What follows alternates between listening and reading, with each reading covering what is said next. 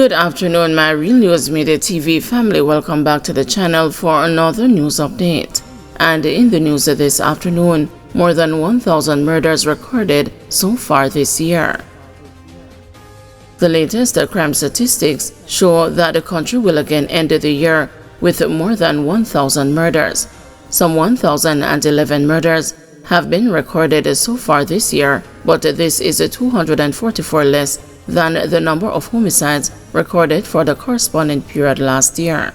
Prime Minister Holness has argued that the 20% drop is a clear sign that the security measures implemented by the government are bearing fruit. According to the data, St. James has recorded the highest number of homicides with 116, followed by St. Andrew South with 101, Westmoreland 92, St. Catherine North 84, St. Catherine South 73, and St. Andrew Central with 68. Some 792 people have been injured in violent attacks this year compared with 893 last year. There is a 9% reduction in shootings and a 25% reduction in reported cases of rape. The gun has featured in 844 murders recorded so far this year. 30 children are among the total homicide victims. In the meantime, members of the security forces have seized 688 illegal guns and 11,387 rounds of ammunition so far this year. 50 assault rifles, 20 submachine guns, 525 pistols, and 53 revolvers are among the weapons seized. Alleged car breaker shot by cop victim. 43-year-old Maurice Bell Davis, an unemployed of no fixed address, has been charged with malicious injury to property and simple larceny following an incident on Barnett Street in Montego Bay, St. James on Monday, November 11. Reports from the Montego Bay police are that about 10:48 p.m., a policeman saw Bell Davis breaking the glass of his motor car and removing a bag from the vehicle. The lawman reportedly called out to Bell Davis, who ran. He was chased by the policeman. During the chase, Bell Davis was reportedly seen attempting to remove an item from his waistband. The policeman, reportedly in fear of his life, drew his firearm and opened the fire in the direction of Bell Davis, who fell to the ground. A police team was alerted and assisted Bell Davis to the hospital, where he was treated. Bell Davis was placed in custody and was charged on Tuesday, November 19. His court date is being finalized. First-time counselor questions the distribution of hurricane aid.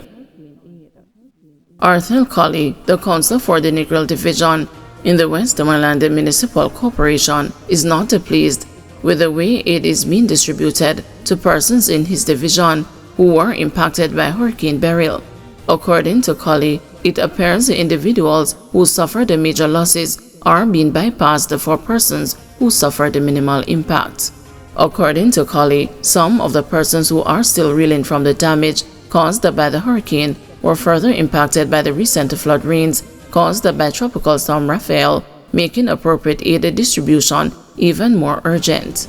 Colley, who was elected councillor on a People's National Party ticket in the February 26 local government elections, told his colleagues at last Thursday's monthly meeting of the WMC that he felt he was failing the people when the resources they should be getting is not forthcoming. The bad thing about it is that I know an individual who lost 1 sheet of zinc on her full coop and she received 6 sheets of ply and 10 sheets of zinc, said Colley, in highlighting what he sees as the unfair distribution of aid, which he believes needs to be halted and reviewed with the hope of ensuring that the most deserving get the help. According to Colley, in the aftermath of Hurricane Beryl, he canvassed the community and based on the level of damage he saw, he submitted a list with 20 names to Member of Parliament Morland Wilson to be sent to the Ministry of Labour and Social Security requesting aid. However, he claimed those persons were bypassed in the distribution. I am calling on the Member of Parliament because the Prime Minister told the Ministry of Labour to fix the problem and send the money to the people, said Colley. If it is not reaching the people, somebody is sabotaging the Negril Division, and I want it to be dealt with. Colley said the names he submitted were people whose houses had been blown down and the persons who lost their roofs, among other damage to their properties. Chairman, up to now, none of these persons have even been contacted to say we received and we are looking into your claim, said Colley, who left no doubt that his first 6 months as a councillor has not measured up to the expectations he had when he offered himself to represent the people. The first-time councillor went on to bemoan the fact that Negril, especially the Whitehall area, is still feeling the impact of the recent flooding brought on by Tropical Storm Raphael, and that the affected residents are now looking to him for answers which he cannot give. Chairman, the people are in my ears. They're talking about light, they're talking about water, and I can't help them. It looks like I have to go and hide, said the seemingly disappointed Colley. Smelly inmate stinks up courtroom. Proceedings inside the court at the Kingston and the St. Andrew Parish Court were upended yesterday when a strong odor emanated from the holding area, causing visible discomfort for all present. The stench was so overwhelming that the presiding jurist, Senior Parish Judge Sanchia Burrell, was forced to get a mask before proceedings could begin. "We have to get someone out of the holding area," she said at the start of the day's session. Tension peaked when a man who is accused of unlawful wounding was summoned from the holding area. As the court officer opened the door to escort him, she visibly recoiled, attempting to shield her nose. The accused stepped into the courtroom, and his presence was immediately met with unease. People seated in the front row began covering their noses, while one woman resorted to fanning her face with a piece of paper. "Found him," Burrell exclaimed. The unpleasant odor led to skirming and whispered complaints, with one person at the back muttering, "Him stinky." Some struggled to stifle laughter, while others erupted into coughing fits. Unable to endure the smell any longer, Burrell declared, "The defendant can't stay here any longer. Somebody tell him quick to plead." The man promptly pleaded guilty to the charge of unlawful wounding and was escorted outside the courtroom. In his wake, a court assistant swiftly grabbed a can of Lysol and began spraying the area where he stood. "Go outside and spray too," Burrell instructed, determined to clear the air. A sense of relief swept through the courtroom as order was restored to the proceedings. Gun seized in Lawrence Tavern, man arrested.